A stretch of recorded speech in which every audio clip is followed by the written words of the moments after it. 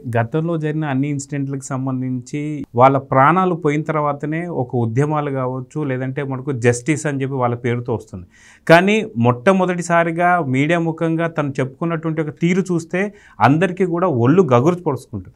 కానీ ప్రస్తుతానికి ఇప్పుడు ఈ ఇన్సిడెంట్లో మీరు యాజ్ ఎ జర్నలిస్ట్లుగా ఈ ఉద్యమాన్ని తను ఉన్నప్పుడే చేయాలి. ఎందుకంటే రేపొద్దున దీనికి సత్వరం సరైనటువంటి ఒక పరిష్కారం రాకపోతే తను కూడా ప్రాణాలు కోల్పోయే అవకాశం అయితే ఉంది. సో ఇలాంటి సందర్భంలో మీరు జర్నలిస్టులుగా ఖచ్చితంగా దీని ఒక ఉద్యమం ఒక రూపుదాలిస్తే ఎలా ఉంటుందంటే ఏమంటారు?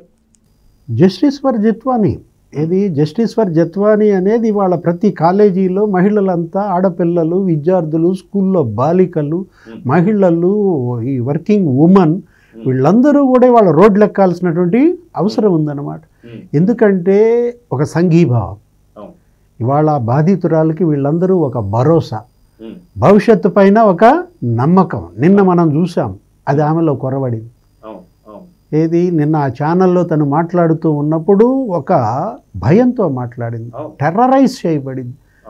అరే మృగాల్లాగా తన మీద పడ్డారంటే, ఆ కుటుంబాన్ని అంత ఇబ్బందులకు గురి చేశారంటే, చంద్రబాబు ఆ మధ్య మన ముఖ్యమంత్రి గారు మాట్లాడుతూ ఈ సమీక్షలో శాంతి భద్రతల్లో కూడా ఏమన్నారు, అత్యాచారాలకు పాల్పడే వాడికి అదే చివరి రోజు కావాలన్నారు.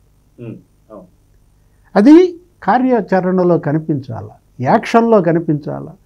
ఇవాళ ఆడబిడ్డ మీద చెయ్యేస్తే ఇది నాకు చివరి రోజు అనే భయం రావాలి. పాకిస్తాన్లో లాంటి శిక్షలు అమలు చేయాలి, అవసరమైతే అంగచ్ఛేదన జరగాలి. ఎందుకంటే అలా లేకపోతే వీళ్ళు ఈ మృగాలు దారికి రావన్నమాట. అచ్చోసిన ఆంబోతులు వదిలినట్టు వదిలారు వీళ్ళను రోడ్ల మీదకి. ఒకవైపు డ్రగ్స్ పెరిగిపోయాయి, మరోవైపు గంజాయి. అరే విచ్చలు విడిగా ఎక్కడ డ్రగ్స్ దొరికినా, ఎక్కడ గంజాయి పట్టుబడ్డా మూలాలు ఆంధ్రప్రదేశ్లో. విశాఖ ఏజెన్సీ ఏరియాలో గంజాయి సాగు అసలు అది 25,000 ఎకరాల్లో 25,000 కోట్ల మార్కెట్ జరుగుతోందంటే, గిరిజన అమాయక రైతులకు ₹1,00,000 ఎదురు పెట్టుబడి ఇచ్చి 10 లక్షలు మీకు లాభం వస్తుందని వాళ్ళని మభ్యపెట్టి ప్రలోభపరిచి చేస్తున్న గంజాయి సాగు, డ్రగ్స్.